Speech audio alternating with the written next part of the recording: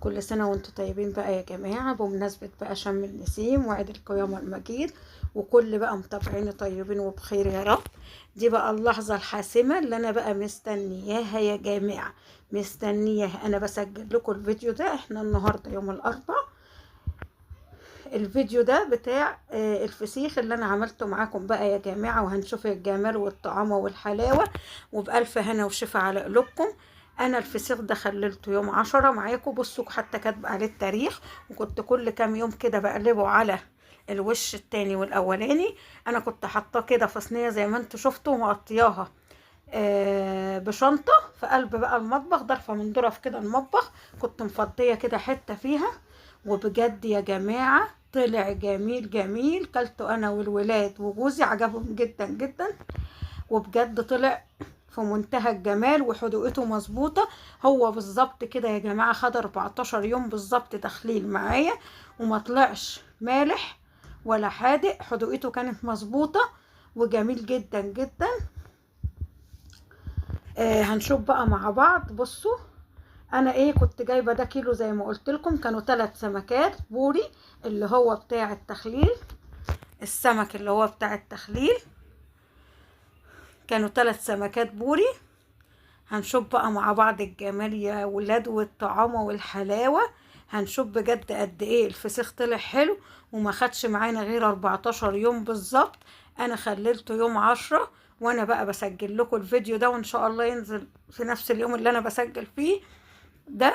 كان يوم الاربع اللي هو بعد شم النسيم كده بيومين، عشان احنا ما كناش موجودين يعني وكده. فانا فتحت عليه بقى يوم الاربع، هو بالظبط كده قعد 14 يوم. بصوا بقى يا جماعة اللحظة اللي انا مستنياها، يمي يمي، بألف هنا وشفا على قلوبكم بجد. واتمنى ان انتوا تجربوا الطريقة، بجد طريقة حلوة ومتجربة، وانا جربت اهو معاكم يا جماعه وقدامكم، وخللته معاكم وجربته وبفتحه قدامكم اهو زي ما انتم شايفين، بقفله الكيس اللي انا قفلتها معاكم في الفيديو اللي انا عملت معاكم من 14 يوم طريقه تخليل الفسيخ، بقفله الكيس. واديني بفتحه كده معاكم.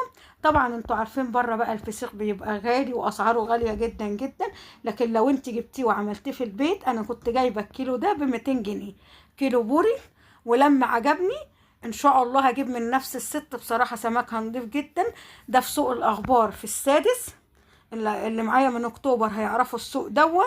الست دي كده بعد حلقه كده السمك في السوق نفسه اللي فيه الخضار، هتلاقوها كده قاعدة بسمك بقى بوري وسمك زنجاري وكل أنواع بقى الأسماك، وسمكها نضيف جدا جدا. والبولتي بقى والسمك الفيليه وكل حاجة عندها، جميع أنواع الأسماك.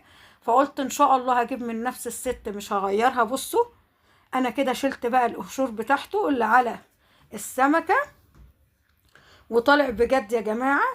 أنا سجلت لكم الصوت ده بعد ما كلناه ودقناه، بجد طالع طعمه جميل جميل وتحفة.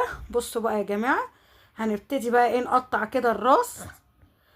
لو انتوا عايزين بقى بعد ما تنضفوه تحطوا بقى عليه زيت، مفيش مشكلة. احنا بناكله كده يعني.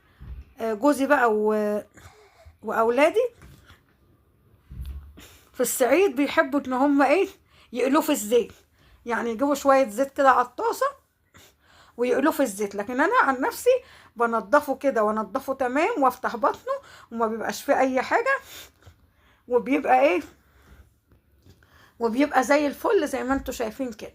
انا فتحته كده من الظهر بتاع السلسله. بصوا بجد يا جماعه طالع وردي وجميل ونضيف زي الفل. انت بس بتشيلي القطعه اللي هي في النص دي وخلاص. على كده عايزه بقى تشيلي تخليه بقى. بصوا الجمال والطعامه، بصوا جميل قد ايه. بتشيلي بقى الحته اللي في النص دي. بصوا لونه وردي، ولا نزل دم يا جماعه ولا اي حاجه. ولو عملتوه بالطريقه اللي انا قلت لكم عليها يطلع معاكم مظبوط جدا جدا جدا، بنفس الطريقه ونفس التكات والحركات اللي قلت لكم عليها. هو ده ما بيتخللش غير بالملح وشويه شطه. الشطه دي كماده حافظه للفسيخ.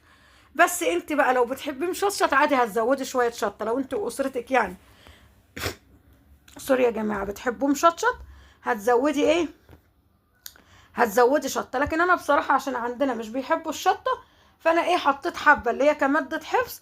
بصوا بقى دي السمكه التانية، انا فتحت سمكتين عشان انضفهم وناكلهم انا والاولاد. بصوا بقى الجمال يا جماعه.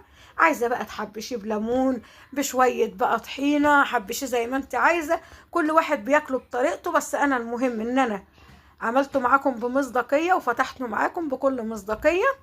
وده كان بقى الفسيخ اللي انا خللته معاكم، هو خد بالظبط 14 يوم. ودي بقى ايه، هبقى افتحها وانضفها كده انا مع نفسي. بس انا حبيت اوريكم شكل الفسيخية عامل ازاي، وقد ايه هي طرية وجوسي وجميلة وكلها لحم. وبحبكم جدا يا اجمل متابعين في الدنيا، وبألف هنا وشفا على قلوبكم. يا رب الوصفة تكون عجبتكم. باي.